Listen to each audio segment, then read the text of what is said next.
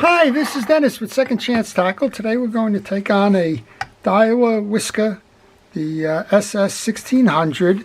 This one was sent in by Tim, and it makes an annoying noise according to Tim, and if you listen, you get some kind of a little chirping going on in rotation. So let's spend a moment diagnosing the problem, see if we can find out what it is, and see if we can find the repair for that. Seems like first thing you want to check is it the anti-reverse? Well, there you go. So whatever's controlling the anti-reverse, it's controlling that click, click, click. So let's get there and let's see if that's something that's repairable. There's probably a spring that's broken that should be held in check, and for whatever reason it's not. So let's take off the spool. I start by removing the external pieces. And as we do, I like to thank our first responders and essential personnel for all of the work that they're doing during the pandemic. I appreciate the first responders, including our police, fire, emergency, EMT workers, first aid, all the people involved in medical, and the hospital staffs and clinics and local doctors' offices. They're putting their lives on the line every day, treating folks that are coming in with the COVID virus, and trying to help them get better at it. So thank you for all that it is that you do. All right, I took that little cap off. Most of the time, if that cap is not spinning, it means that you have a handle that you can unscrew. It's good to check, because in this case we have a through handle, and that you would mess up a reel if you were trying to grab that handle and unscrew what is not a handle that has the threaded inserts on it to go into the main gear. So I'm going to take this off. I took off the spool. Check the spool later, but for now we really want to find out what that click, click, click is. I like this reel a lot. This Whisker series is pretty impressive. It's I think it's on par with the Shimano Stratix and the like. It uses that worm drive technology to move the oscillation up and down, and I just think it's a nice reel overall. So I'm looking now on how to remove this side plate. We have two screws here, but we have a solid side plate that's hiding under the rotor there. Once the spool is removed, then we have to remove the rotor, because your case is under the rotor, and there's a screw. And this happens to be a double case. Both sides come off, and both of those are under the rotor, so you have to get that rotor off. And that's a little bit perplexing, perhaps, because this is part of the axle shaft itself, and makes it curious how to work. Well, it actually, the secret is down below here, and you want to remove these two screws before you can get the axle out to get the rotor off. So let's take those two off. And this is a place where the parts tray that I use the bottom of a milk jug in this case, is important, because you can put all those little pieces of parts into that tray and you know where to look for them when you're done. Now in this case we're going to slide the cover off the bottom there, that bump guard. I'm going to put those two screws right in there because that's where they belong going back in. Notice the notch. Well, you can't see anything at the moment because you're on the high stroke, but when you bring it down,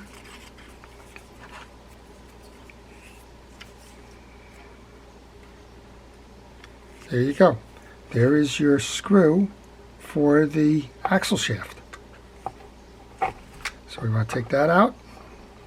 That'll enable us to remove that. The other side drives the worm gear. Let's just make sure we have the right one. Well, we don't. I'm taking off the one that's driving the pawl assembly, and we really want the other piece. Okay, so there's two small screws here that are driving that axle shaft. These look like fun to put back in because of the reach of those, and they're not magnetic, they're stainless. Oh, they are magnetic, look at that. Spoke too soon. Alright, I'm just going to put these in there. That'll be helpful on the way back in, because I can see with me and my issues with small screws that could become problematic. Alright, double screws. Good praises for Daiwa thinking about us with that. Now we should be able to remove our axle shaft. That was easy. I'll lay that on my desk here. And then we can go ahead and remove the tie down. The tie down holder. And this should be a 12mm nut. If it is, I'm just going to use my Mitchell tool for that to take that off. I just like to unthread as much of this by hand as I can. So once I crack that grip on it, then I like to just go ahead and take it off that way. Alright, well this is kind of interesting. There is no saw teeth under here, but it does share, it has an override here, but the anti-reverse would be underneath. Very interesting design. Okay, it does have a little click going up here, but that has nothing to do with it, and that's not what's making the noise here. So I'm going to take those rotor pieces, put them into my small tray. The rotor's big enough that it can stand alone over there. We'll leave this for when we come back to service, but we want to get right now to inside the case, find out what's going on with that anti-reverse. So there's 4 case screws on this side. I think there's only 3 on the other side. Like I said, it's got a double case, which is kind of interesting in and of itself, but kind of reminds me of the Mitchell reels, where you have 2-side access to the gearing and the like. And these are small Phillips heads. I'm using the #1 Phillips head screwdriver. If it becomes to the point where it's not gripping very well, you can always go back, use a micro driver. And I'm going to lay these on the table because I'm pretty sure right away that these are not going to be the same size screws, just by a quick look. If nothing else, I know that some of these screws are a different color, so you want to make sure that you know where that is. And that always leads me to suggest that you take pictures along the way, because that way, if you lose track of the reel, maybe you had to go order some parts or that, and there was a delay, don't trust your memory, because what's going to happen is 9 times out of 10 your memory's going to deceive you there, and then you're going to wonder about where a piece or a part came from. And if you take the pictures, you go back and have a reference. Well, those 2 black screws are the same, and they come from the visible part of the case. That would make sense as to why they painted them the color of the case. And then this last one here should be what's holding everything on now. And the 3 silver ones are the same. So, duly noted. I'm going to put those in the corner of my parts tray here, separate from the others. And we should be able to remove that side plate now. So, side plate came out. Here's our click mechanism. And chances are that there's a little bit of a groove somewhere in here that needs to match. That's probably not matched up. Here's a click on this side, and I'm just going to sight this at the moment. I think that may be what the cause of this is that the this little bar here is probably not correctly set, and it's probably causing it to bounce. So we've got a ball bearing in the back. This is our axle shaft container. It also has the worm drive, which you would see from the other side. There's a worm drive in here that's going to push this back and forth. Let's go ahead and take that off just so we can show you everything that's going on in this reel. Pretty compact design with a lot of things going on here. It's a reason why it's a fan favorite, if you will. They're not inexpensive as reels go. They are a value. We're going to do the same thing here. We're going to lay these screws out just to make sure that they're all the same. In this case, it looks like that one is thicker than the other ones that I took out. And it is. So there you go. So this is where kind of taking the pictures helps, because the 2 sides are not equal on those darker screws. Okay, last one on this side plate, and then we'll have a full view of the reel here. Now I'm leaving them on my table because I'm going to come right back in and just service this worm. So there's your worm gear. You You can see how it meshes up top with your pinion gear. And this is where your pawl assembly is. So that's what makes the oscillation go up and down. As you spin the reel here, you can see that it's going to move up and down, and imagine that the axle shaft is attached to this while it just went to the high stroke and it went to the low stroke. I'm just going to use oil on this. I don't typically use grease for a worm gear, but I do use grease up top here. So I'm going to just get a little bit on that drive gear for the worm gear, and we're just going to close this right back up. Notice that the two side plates are different. It's kind of hard to mess it up. This bearing went in there. I'm going to oil the bearing. Give it a good soak. Put that in the case. It's a metal case. We're just going to go ahead and put this right back on. That way I don't confuse the screws that I have, and I don't confuse the orientation. Well, the bearing just fell out of that case. We'll go put that back in at a later time. But I did want to show you how that is working there. We also have a bearing shim on my table here for those of you that may be noticing it. That will go, two bearing shims that'll go on the back of the main gear there. Alright. Still have to answer that question, what's causing that noise? And I think, again, I think that there's a trip lever on that main gear that has to be set behind the anti-reverse dog. A lot of the older reels had that technology. You had a sight where the eccentric drive or power from that drag, or from the main gear rather, is connecting with that dog that overrides it. Alright, we did that. I'll tighten that all down, make sure that case is in good condition. I'm going to just go ahead and put those two washers onto the post before we get too far down the road here.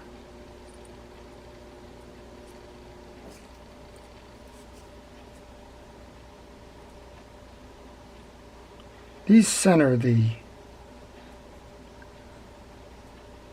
main gear, and they take the free play out of it. It's installed at the factory. Well, here's a further indication that it is sighted, because you have a hole in the main gear, and that almost always means you have to sight.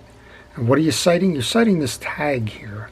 So what you want to do when you go to reinstall is line that tag up with the hole so that you can look through, and then it's just a matter of question, where does it line up? Well, from experience only, I'm going to say it lines up right here, and that's what's going to keep this thing engaged or disengaged.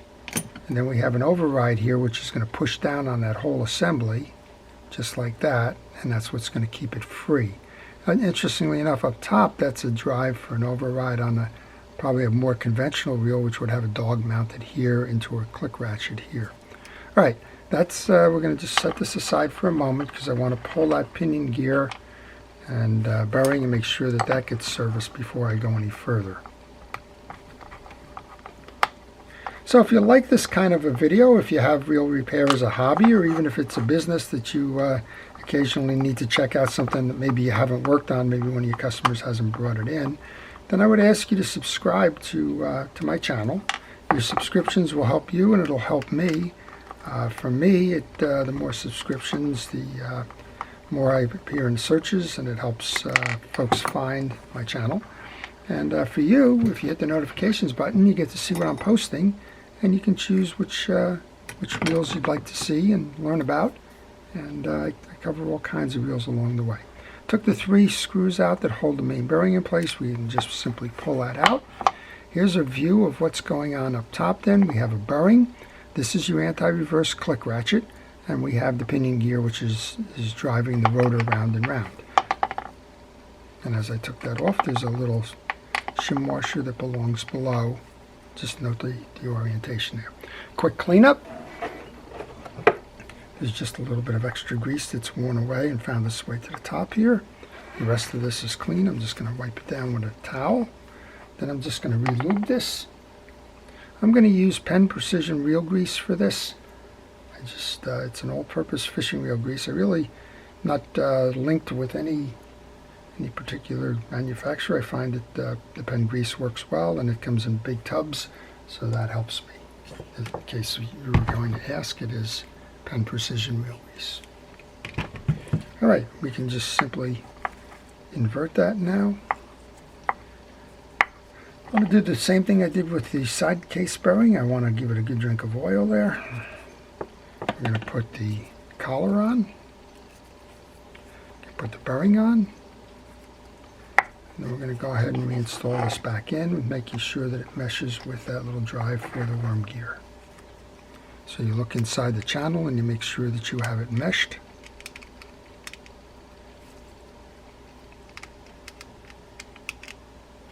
And you can see how that worm gear will be going up and down now.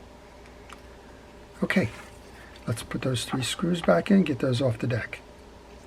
So if you have any questions on this video or any videos or any reel in particular, maybe you have a reel, maybe you have another Daiwa and you just can't find it out there on YouTube in terms of anybody servicing it, and you're stuck in a disassembly or an assembly issue, we'll go ahead and just leave it in the comments section. If I have experience with the reel, or in general, if I can answer one of your questions, I'll be happy to do that if you leave it in the comments section.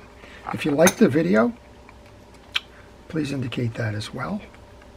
And as I mentioned before, if you like this as a general topic, then go ahead and subscribe. Finally, if you have a reel that needs to be repaired or serviced, well, I do that too. I do it by mail. And you can contact me on the email on the business card that follows. I'll be happy to provide you with that information. Okay, so we're kind of come full circle now. I'm going to just wind this so that I can get the axle shaft in the down position, because we know that's how that has to install.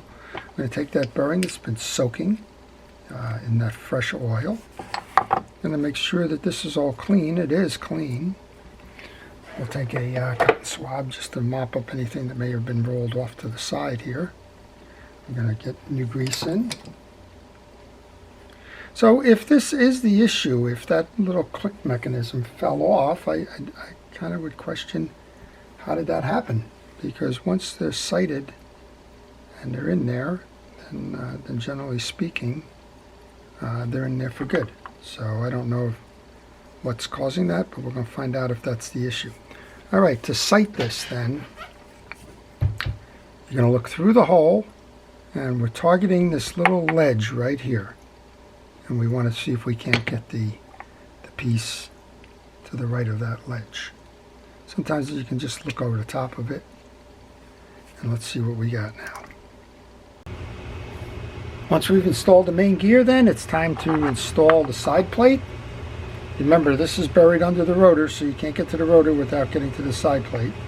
Do the same thing here. Healthy drink of oil into the bearing. Put that side plate on. Remember, this one's got the 5 screws, so I'm going to go to the corner of my tray that has the different screws. We have the 3 silver screws that are all the same size, so it doesn't matter which position they go in. And then remember, we had the 2 case screws that were the same size, so they're colored in the black color here. It's the same as the side case cover. So we'll get an idea here in a moment whether we've solved the issue or not, but kind of anticlimactic in some regards, but we want to make sure that we button this up before we go down and give it any kind of test, because that could cause that little piece to pop off as well. But I'm hopeful. I think what happens is if it gets out of sorts when it comes around, it starts banging on that anti-reverse dog instead of holding it in position there. All right, one more.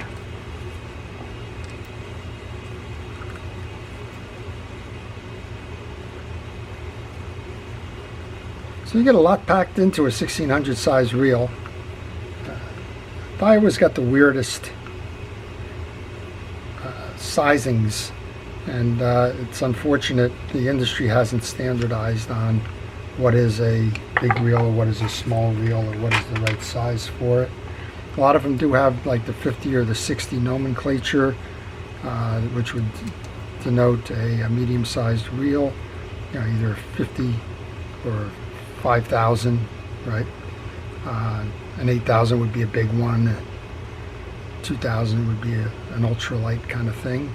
But the industry hasn't standardized. So you get a 1600 here that's probably the size of a 30 or a 40 in another brand manufacturer. So it's kind of odd, but you know, I guess you learn to live with it. All right, so now the side plate's on. Now we can go ahead and put the rotor on. Now there's two shim washers here. I probably didn't identify them earlier, but they go on here. Kind of bearing shim and keep the rotor directly off the bearing. I've seen a lot of reels come in my shop telling me they've got sluggish performance after they were tuned up, and what happened was they've got the rotor shim washer or bearing washer or whatever the right term for that is missing or installed improperly. Well, that will certainly cause an issue. To install the axle shaft, then you want to just insert through the pinion gear, slide it down. You have to be careful and play around with it a little bit to make sure that it meshes in. I got a little bit of a head start there when I paused the video. I actually dropped one of these screws, that's why it got paused. But I started back, and thank goodness these are magnetic. So let's go ahead and put the second one in, and we'll give it a spin. We'll see how we're doing.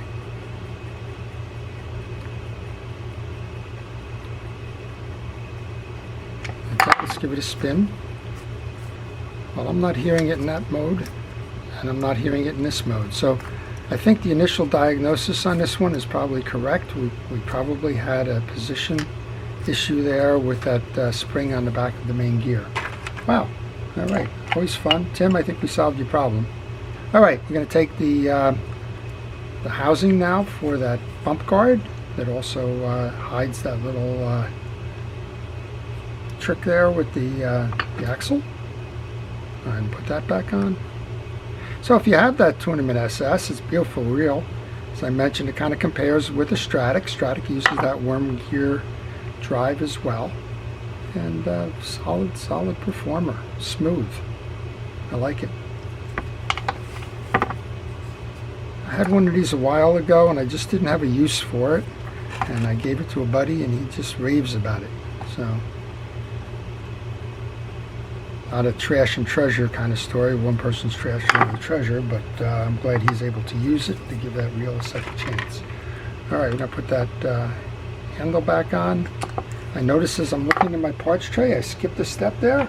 That's okay. I think I can get to this one, but I forgot to put the tie down on the rotor. So that's another advantage to a parts tray, is that it will tell you if there's something left over that you didn't quite complete the job. So we will take care of that in just a moment. Take pictures. Use a parts tray. Have a sense of humor. So just laugh at yourself if it's not going exactly the way you thought it was. Don't worry about it.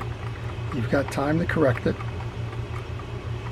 Now, sometimes that means you have to take the body back off and do some other things, but in this case, I'm pretty sure that if I remove this little click thing here,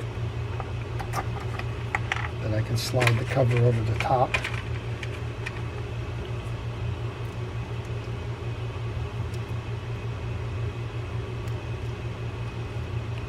Which I can, fortunately.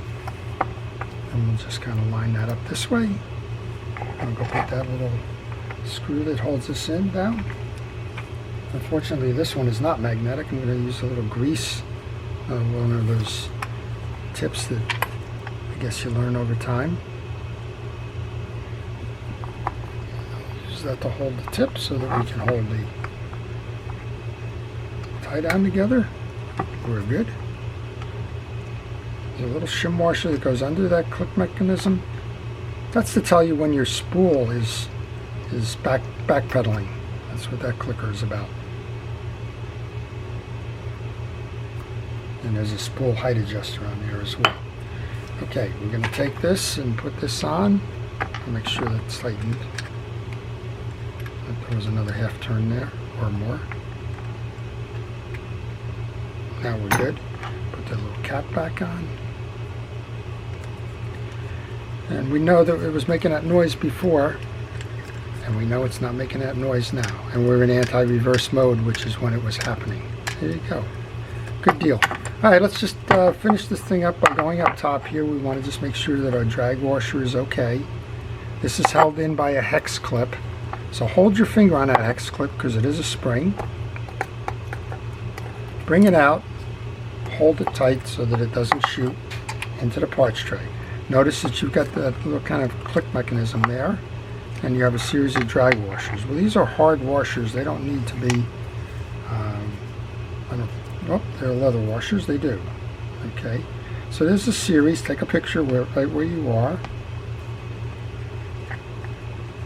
These are in good condition. They're flexible, but they're kind of stuck together, probably from being pressed down. I always get a question, why does that happen? Well, one of the things that you want to do is you don't want the grease to become a glue. So when you're done fishing for the day, back your drag washers off.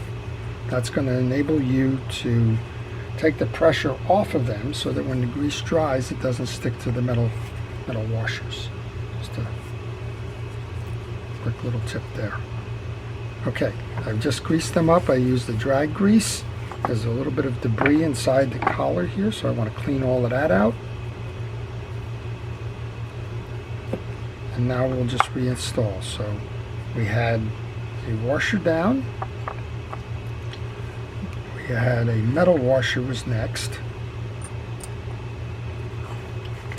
Second washer. Then we have this forked washer, which goes in a down position in the slots inside the spool, like that. We have the last washer, and then we have that little button cap. A little bit of grease on that too. You don't need to oil things that are supposed to click. A little bit of dirt there. And line that up as well. And you'll see that there's a little clicker here. That's what's banging against that button to make the noise. Okay, I like to make sure that I get this onto the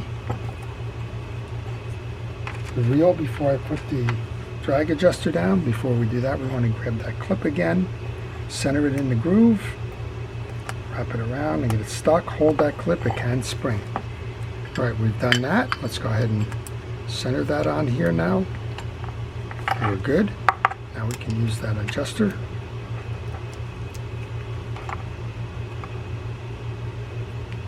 And as you're tightening this down, that's going to pinch that adjuster in, and that's what's going to help you work that there. Just make sure we're nice and tight. There you go, you just heard it click in. Alright, we're tight with the drag. I'm going to back that off right now, just as I said. There you go.